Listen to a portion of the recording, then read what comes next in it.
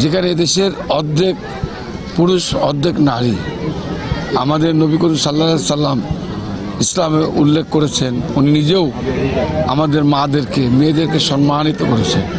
কিন্তু দুঃখজনক হলেও সত্য, আজকে মেয়েরা যারা সমান অধিকার রাখে তাদেরকেও তিরস্কার করে জামাত বা জামাতের আমির যে বক্তব্য রেখেছেন, এটা অত্যন্ত দুঃখজনক।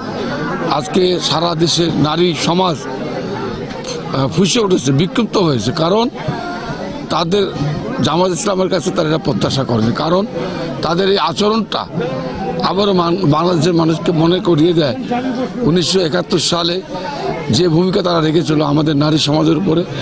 আজকেও তাদের এই কর্মকাণ্ডের মাধ্যমে প্রমাণ করে যে নারী আজকে শহীদ প্রেসিডেন্ট জিয়াউর রহমান, বেগম খালেদা জিয়া এদেশের মেয়েদেরকে চাকরি সুযোগ সুবিধা এবং আলাদা মহিলা বিষয়ক মন্ত্রণালয় দিয়ে এদেশের নারীদেরকে সম্মানিত করেছিল।